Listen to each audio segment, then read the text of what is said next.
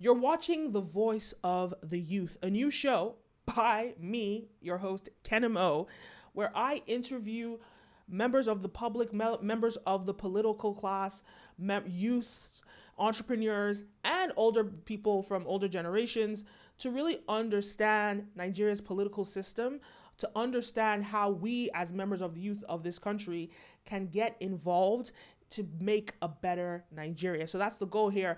So I'm not sure if you guys have checked out The Youth, The Road to 2023. It was a documentary series that I made back in 2020 around the NSARS protests. And definitely go check that out. It's on YouTube and on Instagram. And I wanted to make a sequel to that. I wanted to continue the conversation, and what better way than to sit down with some of Nigeria's best politicians, bright minds, and members of the youth so we can really dissect and understand how we can get involved and how we can create and change Nigeria and make a better Nigeria. So that's the goal of this show. Stay tuned every Tuesdays and Thursdays here on Stream OVG.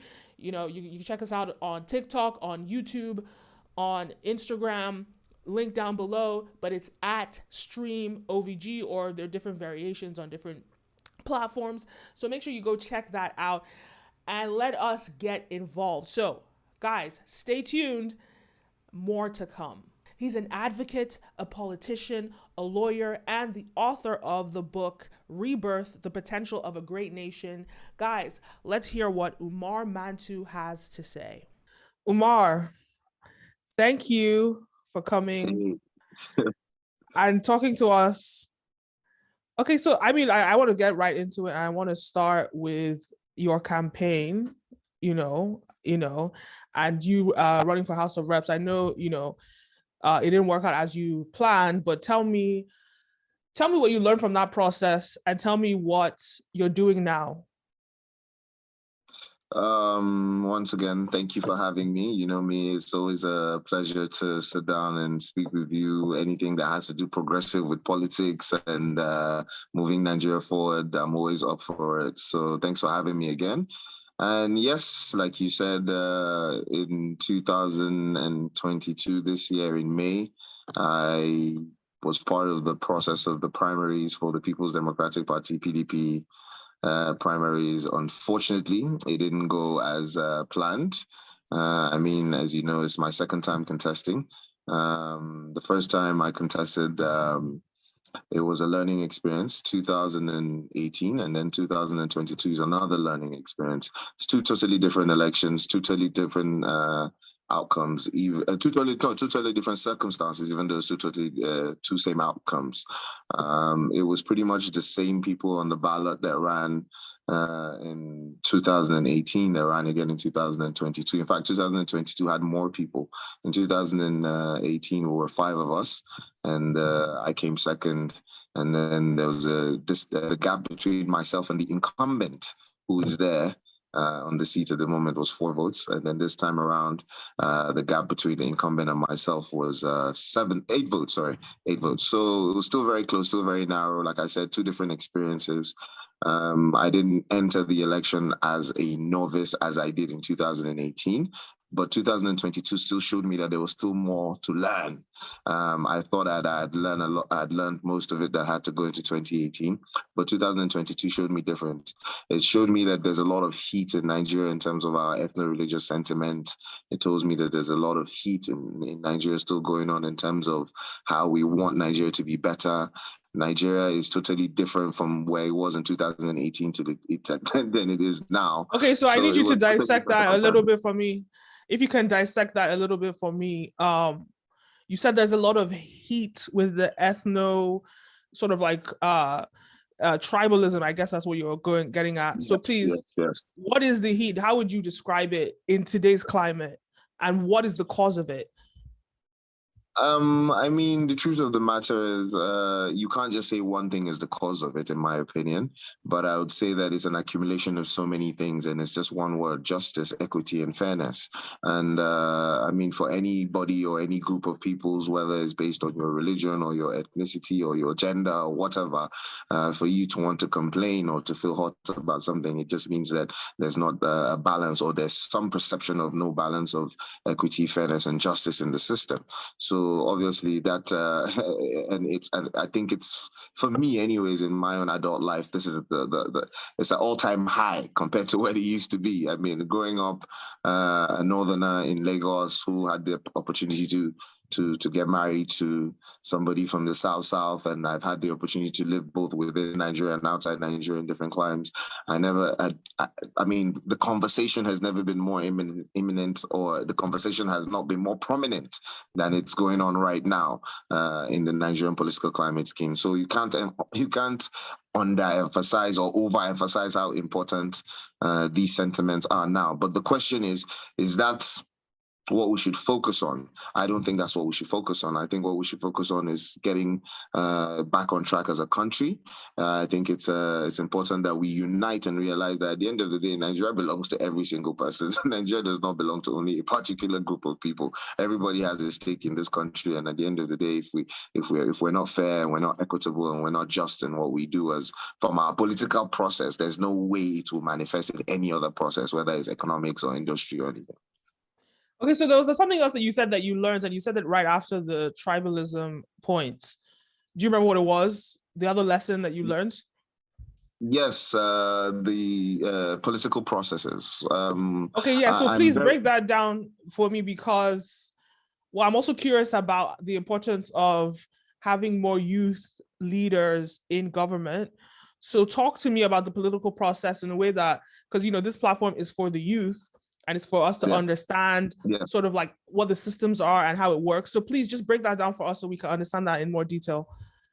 Okay. I mean, first and foremost, in Nigeria, our constitution does not allow you to run as an independent. You must run on the political party, and the political party would be that of your choice. Unfortunately, the reality in Nigeria is now our political parties are not necessarily political parties that are embedded or built on ideologies per se. They're platforms at this very point in time, because the constitution says you cannot run otherwise.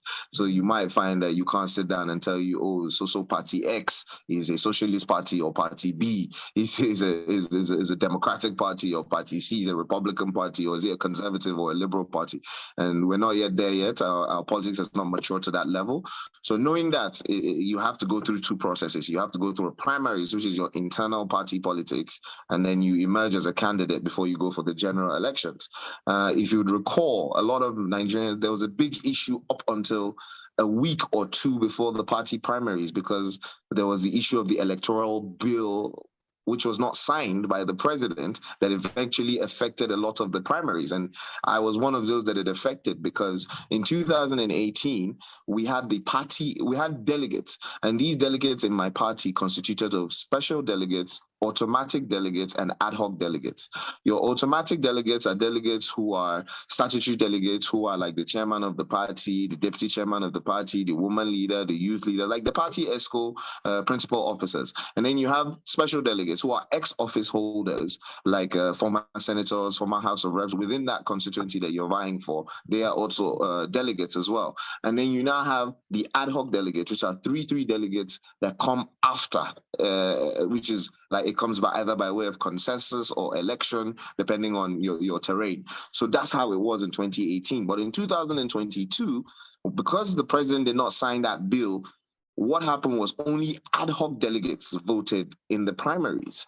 So for a lot of people, maybe there was disadvantages. And in fact, it was even a major conversation by the Speaker of the House of Reps, Right Honorable Femi Bajamiela, alongside his other members, that this electoral bill needs to be sorted out. Because what happened was, you have politicians who have been politicking or campaigning or putting their manifesto or paying their quota to the party for the past 4 to 5 years. And then all of a sudden, these ad hoc delegates who were only elected a month or two before the primaries are the ones that decided the fate of every single candidate of every single party, because Okay, that electoral bill was not signed.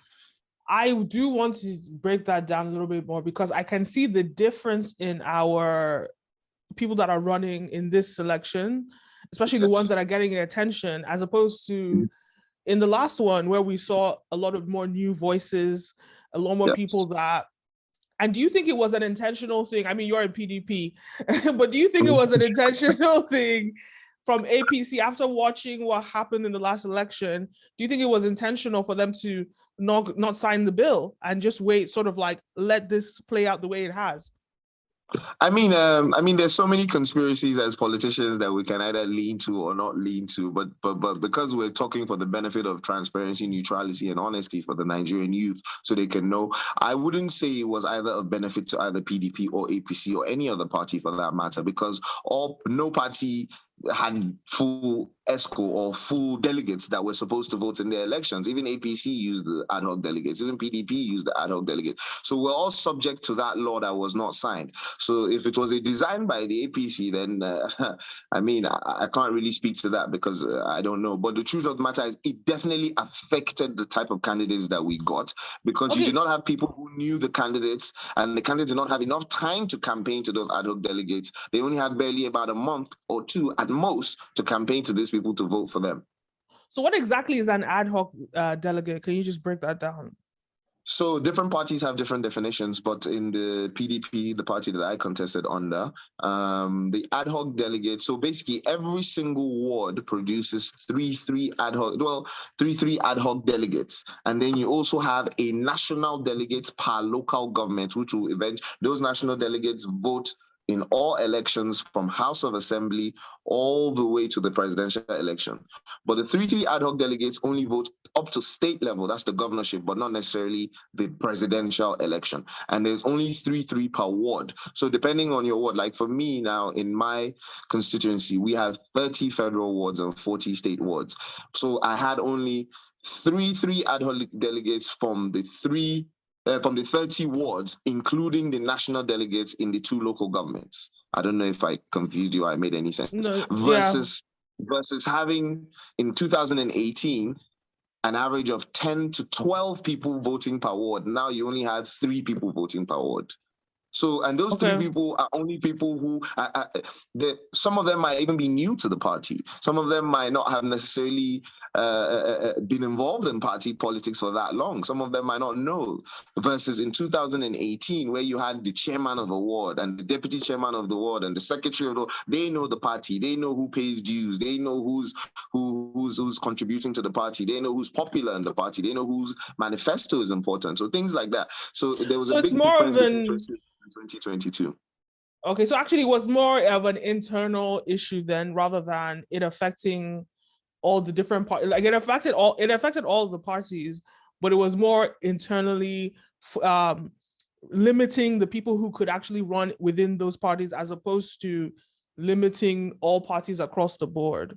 Oh yes, it was very limiting because even for the delegates themselves, there was a less pool, so it means they couldn't exercise their mandate of voting within the party. And then for the candidates themselves, it was limiting also because if you campaign to 1,000 people before, all of a sudden only 300 or 100 people are going to determine that versus those 1,000 people. So it's not necessarily a direct expression of how that community feels or that constituency feels. So it was definitely limiting for both the party, the candidates, the voter, and those who were voted for. So I want to look at PDP, APC, and also I'm thinking about Peter Obi. Yes. We look at the age gaps. We're looking at the age gaps there. I mean, I want to say maybe Peter Obi is probably 20 years younger than the others. Yes. And in this landscape, he's considered more youthful, right? I won't call him a youth. How important do you think it is to have, number one, more youths in politics? Number two, more youth representing parties? Because even, for example, YPP, that's a youth party, they're not putting out youth candidates, right? Absolutely. So how important is it, in your view, to have more young people in government? So, so to answer you categorically, and then I'll expatiate, is I think it is absolutely the most important thing to have your largest demographic of your population to be part of your political process. In fact, it is almost impossible to say that. That means essentially you would not have the largest pool of voices determining their own fate. So it is absolutely important that the youth. Secondly, it is absolutely important that the youth should be in government, because at the end of the fact that economies are driven by youth ideas, by young ideas, both nationally and internationally in different countries. So it is very important. Now, coming back to the reality of Nigeria and politics. Like I said, there's a first step, there's a second step, and there's a third step. Election is one step, and governance is another step. But there's also the party system. And I keep going back to that party system because I know a lot of people have this notion that the big parties, PDP and APC, are the problem of Nigeria. And I said, unfortunately, I beg to differ. I think the political party process in Nigeria across any party is not mature enough. That's why you still even have parties like ADC. On the other day, were on TV and they were trying to suspend their presidential candidate because there's issues of the same type of corruptions, quote unquote, if I might say, that the big parties are having. And if you go to other smaller parties, you hear, oh, I'm trying to leave YPP and I'm going to this because they're having the same type of issues. So again, I can't emphasize anymore that the political process of internal party democracy, it is the first step. If we can't get internal party democracy right, for as long as our constitution keeps telling us you can't run under a party, we can't have good candidates emerge. And in turn, the general public cannot vote for good candidates. Because at the end of the day, you would always be presented with the candidates that the party gave you to versus a candidate of your choice. So how do we fix that issue? Good. How do we fix that? I say that every single young Nigerian, as long as you are living in Nigeria, you're eligible to vote, and you mean well, and you want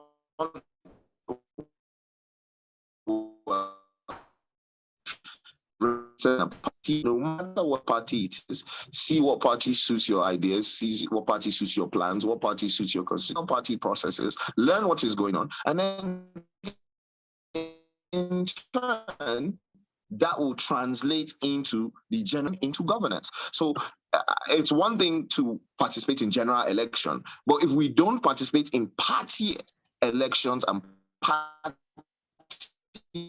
processes and party primaries, we will always be left to choose candidates that was not of our choice in the first place. I don't know if I'm making any. For example, we have Labour Party candidates, or rather the majority of young people had no choice or say in having those party people as the candidates of those parties. So you can only have that if you're part of the party primaries or part of the party process. Right. So you're advocating for young people to be a part of the party process, and if I'm join whatever political party you think suits you, but be part of a political party. I think it's very important. And so, how can people get involved today? People watching right now, what steps can they take? How can they get involved? So, I mean, it depends on your constituency, your locality, what party is most popular, what party suits your own personal ideology. But for me, my party that I'm in right now, the People's Democratic Party, is there's so much information out there from social media, from going to the party national secretariat. You can go there, you can register, you can get information. And then most importantly, you must find out your ward, because politics is local and it starts from your ward. Once you know your local government and you figure out your ward, then you register with your ward, and then from your ward it is translated, because the ward registration documents gets taken to the local government, and then local government to the state, and then state to national. Okay. So everybody must first go and register in parties in their ward. Right. Thank you for that. And then, so I guess I'll ask a more general question. What do you believe that Nigeria needs right now? I believe right now, Nigeria needs a leader who is ready to unite as best as possible the high level of sentimental disenfranchisement in terms of ethno-religious sentiments in this country right now. I think it's very important.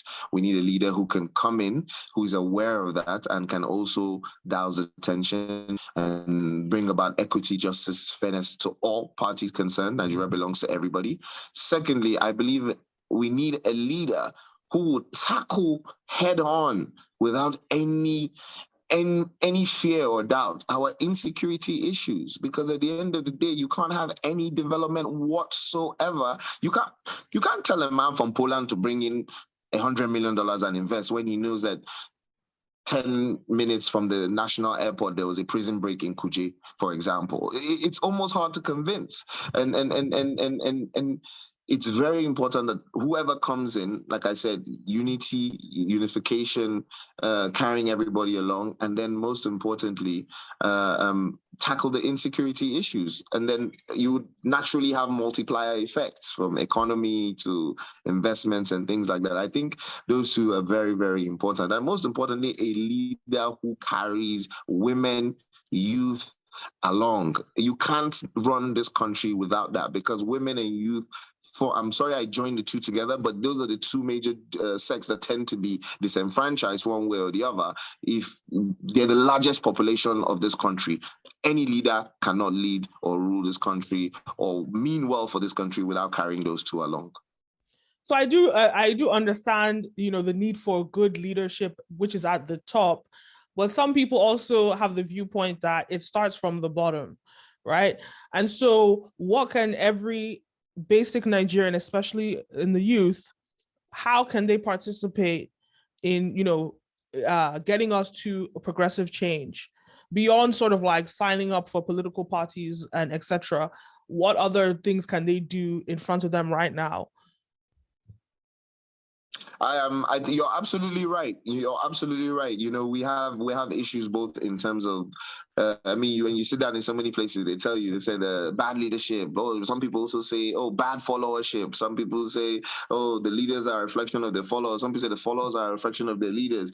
You're absolutely right. We need the two to go and to work in hand at the end of the day. So in terms of us as citizens of Nigeria, first and foremost, our civic duty, we must be part of the political process. We should go and vote. That's the first step. If you don't have your PVCs, you go and you register. Secondly, if you can't, or you're one of the unlucky few who might not necessarily get your PVC at the time of election, you can sensitize people. You know things, you watch elections, you can hold your leaders to accountable. Right now, currently, yes, there's an election coming, but there's still governance going on. You still have members of House of Reps you can call to account. Oh, you're not doing this, I want you to do this. You still have House of Assembly members, you still have governors, you still have senators, and their clock does not stop until the 29th of May, 2023. So up until then, they're still responsible. They're still your servants. They're still accountable to you. So you still can hold them to question. You still can demand of them what they're supposed to do. And at the end of the day, I know some people, we have this saying in Nigeria, I think we need to want more for ourselves. We have this saying that, at least this leader, at least he's doing something. I don't like hearing that saying that, at least he's doing something versus no. At the end of the day, nobody was voted to do nothing. We all have something to do. So at the end of the day, I think as Nigerians, first of all, our civic duty is we must vote when we're part of the political process, and then we must reorientate ourselves. We must reorientate ourselves. We must work together. We must connect. We must be courageous in our demands from our leaders. It's our country too. It doesn't just belong to some or a few. And we must also be competent. We must teach ourselves. We must learn what is our processes. What is my ward? Who is my local government chairman? What is the duty of my local government chairman? Okay, who is supposed to handle primary health care in my local government? Who is supposed to handle this on the state? Who's supposed to handle basic education? Is it the State Universal Basic Education Board, or is it the TET Fund? Things like that. We need to also be competent and educate ourselves as much as possible. And I think that would help in going a very long way. And most importantly is we need to build a proper movement that is sustainable over a period of time and not just lasting for electoral cycles.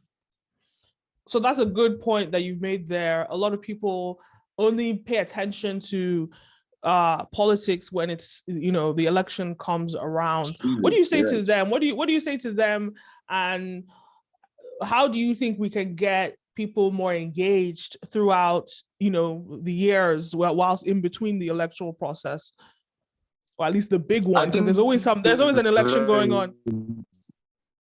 yeah, absolutely, yes. There's off-cycle elections and things like that. Yes, you're right. I think it's very important that we have a lot of town hall meetings. I mean, we have agencies like the National Orientation Agencies. It's not functional. It's not doing what it's supposed to be doing. They're supposed to be they're supposed to be sensitizing our people and informing our people on what is going on, or the processes or information, or what government is involved in or not involved in. That's just one agency, for example. There's so many others, and I feel that off cycle we need to do a lot of campaigns in terms of teaching people their political processes, in terms of teaching people, in terms of what are the roles of their leaders and what roles can they play also as citizens. Because a lot of Nigerians don't know their roles as citizens.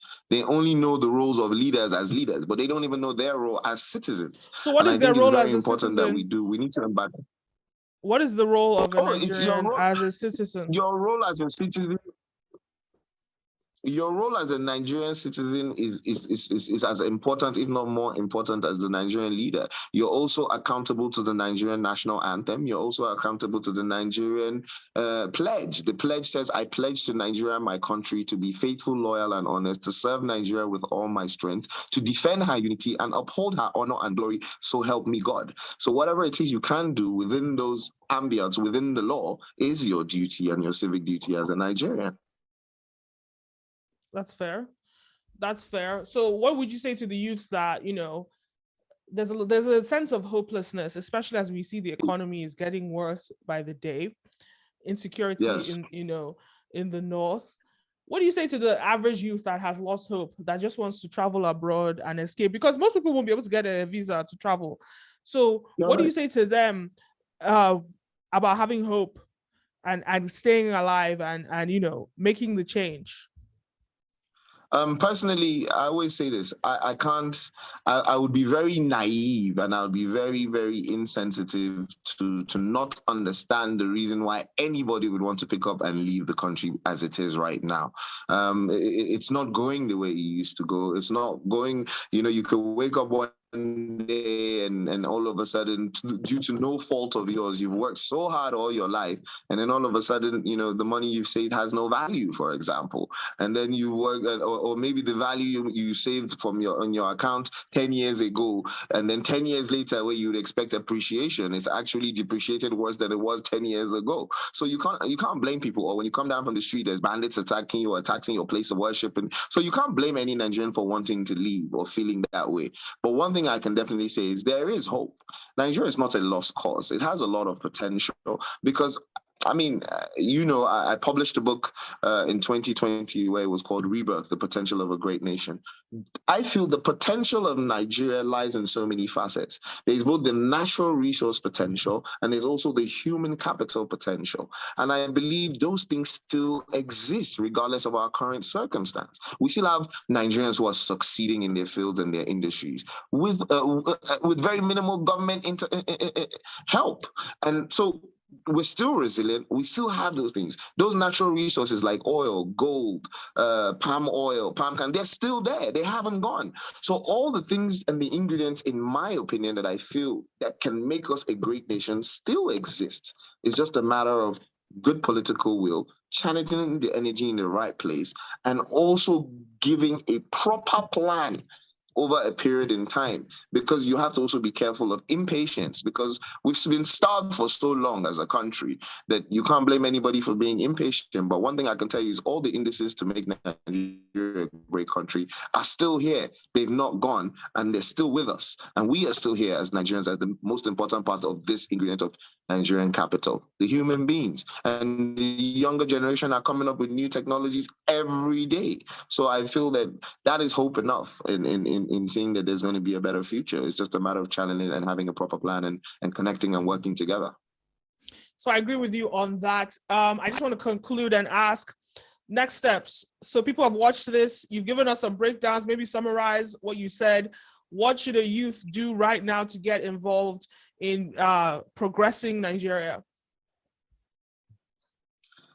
Well, for me, I would say that there are two things that youth needs to do. One is personal to them, and then two is in relation to society. The first one that I would say personal to them is they need to build their own personal character. They need to build their own personal competence in terms of know-how and knowing what is going on in Nigeria. Don't just rely on rumors or hearsay or fake news, but actually verify. There's data out there as best as possible. It's not the most accurate in all things.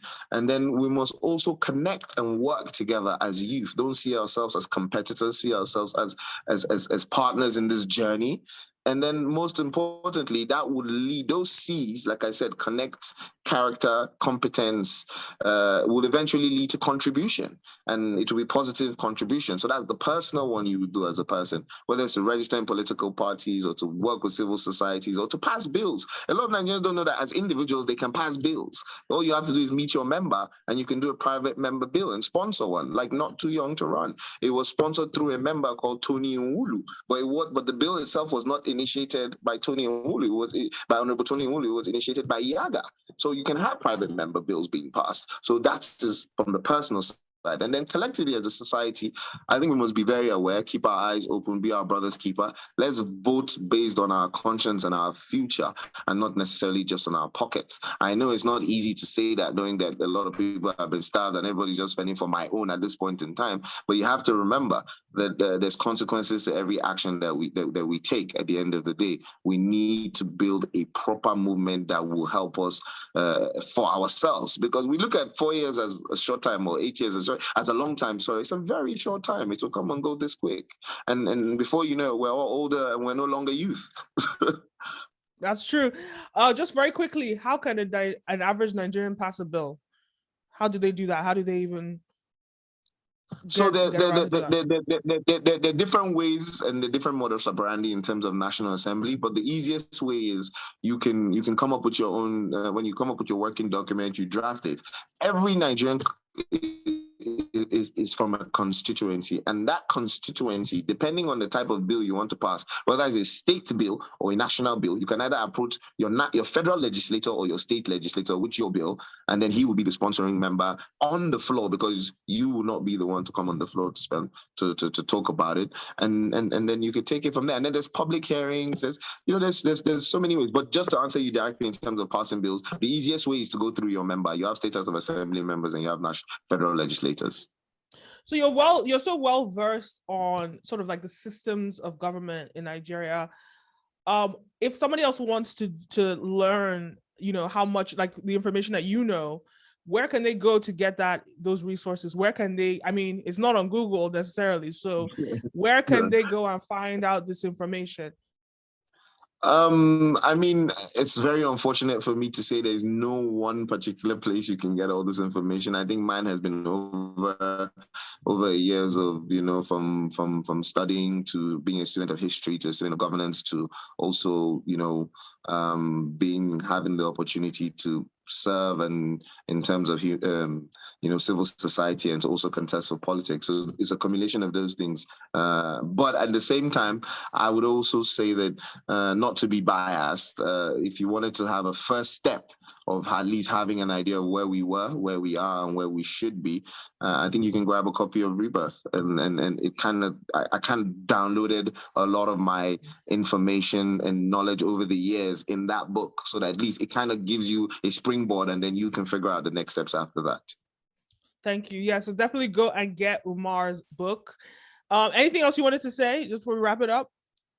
No, I just wanted to keep encouraging you, keep doing what you're doing. I think you're doing an amazing job. And, I'm always here to support as best as I can. And please don't stop. I think the journey is not going to be easy. It's going to be tough. It's going to be hard. But you are playing your part. And I love the fact that you are playing your part, and just keep doing what you're doing, and whatever we can to support, we will. So well done. Thank you, Umar. And I'll see you next time. All right, then, no problem. Right. Take care. Bye. Well, I hope you enjoyed that episode. Don't forget to like, follow, subscribe, all the above, and stay tuned. New episodes every Tuesdays and Thursdays here on Stream OVG. You can catch us on YouTube, TikTok, Instagram, and of course on all podcasting platforms. Guys, I'll see you in the next one. Peace.